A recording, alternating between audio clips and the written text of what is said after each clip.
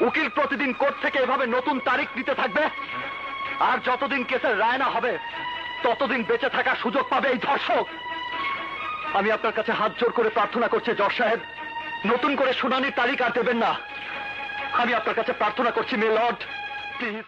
আমি আদালতে যা বলেছি তাই এদেশের বাস্তবতা। নাবালিক ধর্ষণ, শিশুদের উপর অত্যাচার, মহিলা ধর্ষণ, তাদের উপর নগ্ন হামলা, তাদের মুখে এসিড ছুঁড়ে মারা এদেশের কঠিন বাস্তবতা।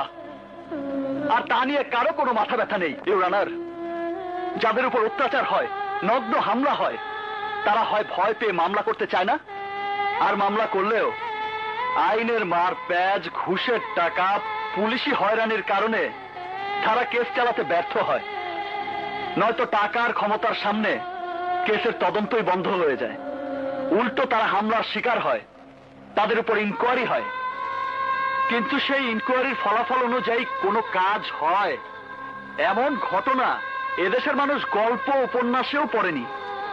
সমস্ত সাক্ষী আদালতে এসে তাদের সাক্ষ্য বদলে দেয় কেন? কোর্টে কেস এত লম্বা সময় ধরে চলে কেন? কোর্ট ও পুলিশের চক্করে পড়ে যারা কেস করেন তাদের বাড়ির মেয়ের বিয়ের বয়স পার হয়ে যায়, আর যদি স্ত্রী হয় সে বুড়ি হয়ে যায়, আর যে বুড়ি সে মরে যায়। এমন কেন হচ্ছে জজ সাহেব? এসব নাটক তখনই বন্ধ হবে যখন কেস উঠবে এক আদালতে, একদিনই হবে শুনানি, কোর্টের সাক্ষ্য হবে একদিন, এবং সেই দিনই হবে কেসের রায়। সেই